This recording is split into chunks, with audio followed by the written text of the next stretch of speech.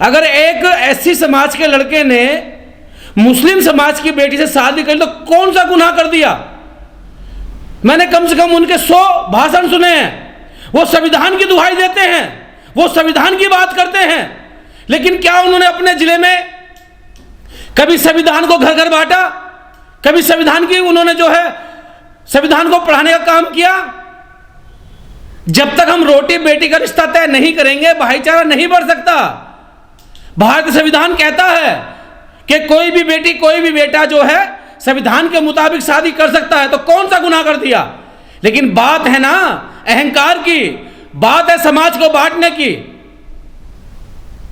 जब उस लड़की ने संविधान द्वारा कोर्ट मैरिज किया और वो ब्याह करके अपने परिवार में गई तो उस लड़के की हत्या कर दी जाती है और ओबीसी साहब का एक बयान नहीं आया। बड़े शर्म की बात है। तो ये तो सिर्फ नेता हमें इस्तेमाल कर रहे हैं वोट के लिए। साहब, वोट से काम नहीं चलेगा। जब तक हम अपने घर समाज में बैठ करके दलित, मुस्लिम, आदिवासी पिछड़ों की बात नहीं करेंगे। अब क्यों नहीं गया उनका परिवार उस दलित समाज के परिवार से मिलने के लिए, उस एससी समाज के परिवार से मिलने के लिए? और उस बेटे की हत्या कर दी गई जिनने संविधान को सप्रिय मान करके उस मुस्लिम लड़की से शादी की। उस लड़की के दिल पे क्या बीतेगी जिसने अपना हस्बैंड खो दिया? उस माँ के दिल पे क्या बीतेगी जिसने अपना बेटा खो दिया? उस बहन के दिल पे क्या बीतेगी जिसने अपना भाई खो दिया? अब मेरी गुजारिश है मुस्लिम समाज के लोगों से, अगर आप लोग भाईचारा कायम करना चाहते हैं तो उस परिवार के साथ खड़े हों जिस कम्युनिटी से वो ऐसी समाज का लड़का आता है। ना तो फिर आप में और ब्राह्मणवाद में क्या अंतर है, मनुवादी लोगों में क्या अंतर है? फिर आप लोगों में हमें तो वो भी मार रहे हैं और आप भी मार रहे हैं। ये तो मैं आपको बता सकता हूं। अभी बीजेपी के ऐसे कितने नेता हैं जिनमें मुस्लिम समाज की लड़कियां भी आई हैं और बीजेपी की लड़कियां मुस्लिम समाज के भी आई हैं, एक भी किलिंग नहीं हुई।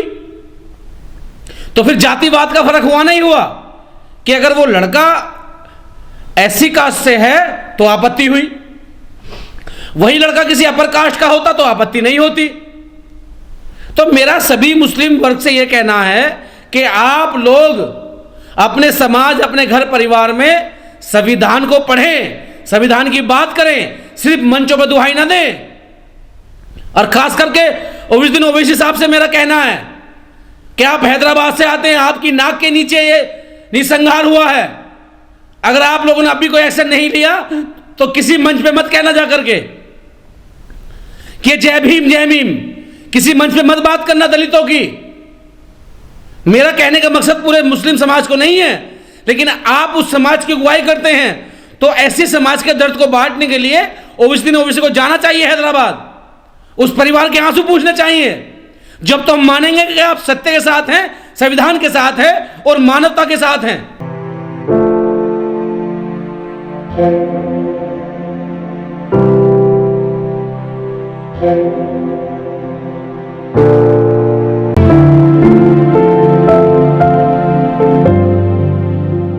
देखिए, ये बड़े दुखद घटना है और उसके साथ साथ ये बड़े शर्म की बात है कि तेलंगाना प्रदेश हैदराबाद, जहाँ से उस दिन ओवैसी आते हैं, IMIM के पार्टी के राष्ट्रीय अध्यक्ष आते हैं, कि मुस्लिम समाज में हम कौन सा भाईचारा पैदा कर रहे हैं?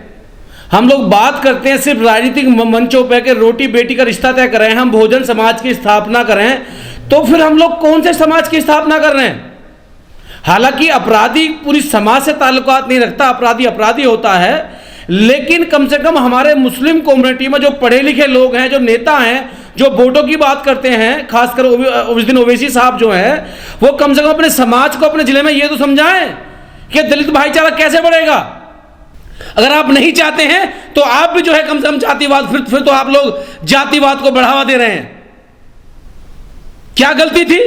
मैं ऐसे सैकड़ों नाम गिनवा सकता हूं जो हमारी मुस्लिम समाज की बेटियों ने अदर समाज के लड़कों से शादियां की हैं और एक भी हत्या नहीं हुई है, क्योंकि वो अपर कास्ट के लोग हैं, जो लड़के हैं वो ओबीसी वर्ग से लोग हैं, वो अन्य समाज से ताल्लुकात रखते हैं। लेकिन यहां पर अगर ऐसी है तो उसको मार दिया गया बीच चौराहे पे, खाना पूर्ति में FIR दर्ज हो गई, कुछ लोग पकड़े गए, कुछ लोग फरार है, लेकिन मनोबल तो डाउन किया गया। तो सिर्फ मंचों से कहने से काम नहीं चलेगा। हम दिन रात कैडर करते हैं बहुजन समाज को इकट्ठा करने के लिए। हम खुले मंच पे भी कहते हैं, हम आज भी कह रहे हैं कि जब तक समाज में रोटी बेटी का रिश्ता तय नहीं होगा, हम एक दूसरे के बेटियों को जो है मान सम्मान में हम शादियां नहीं करेंगे, जब तक भाईचारा नहीं बन सकता। और ओबीसी साहब, आपसे इसलिए कहना है कि आपका जिला है, आपकी पार्टी वहां से चलती है, आप लोग वहां जो है नेतृत्व करते हैं मुस्लिम समाज का। तो अगर आप लोग चाहते हैं कि कट्टरपंथी को रोका जाए, अगर आप लोग चाहते हैं कि भाईचारा कायम रहे, अगर आप चाहते हैं कि हम लोग जय भीम और जय मीम के नारे को बुलंद करें, तो आपको जाना होगा। अगर आप नहीं जाते हैं तो जिस मंच पर आप चढ़ें, सोच समझ के चढ़िएगा। सिर्फ मुस्लिमों से राजनीति नहीं होगी और ना सिर्फ दलितों से राजनीति होगी। जब तक हम आपस में नहीं मिलेंगे, राजनीतिक स्तर पे भी, भाईचारा स्तर पे भी, और समाज में बेटी की शादी को लेकर के और रोटी तक के रिश्तों को लेकर के जब तक हम नहीं मिलेंगे, कोई कामयाब नहीं हो पाएगा। हालांकि मुझे कहना तो नहीं चाहिए, लेकिन जो वो लड़की जिस समाज से ताल्लुकात करती है, मुस्लिम समाज, वो सैयद कम्युनिटी के लोग बता रहे हैं, तो वो अपने आप को बहुत अपर कास्ट मानते हैं। वो मुस्लिम में जो अपर कास्ट मानते हैं अपने आप को, वो लुहार, बड़ी, सेफी, तेली, तमोली, उनको नहीं मानते। तो ये जातिवाद का जो जहर है, इस घटना ने पूरे देश को झंझोड़ के रख दिया है।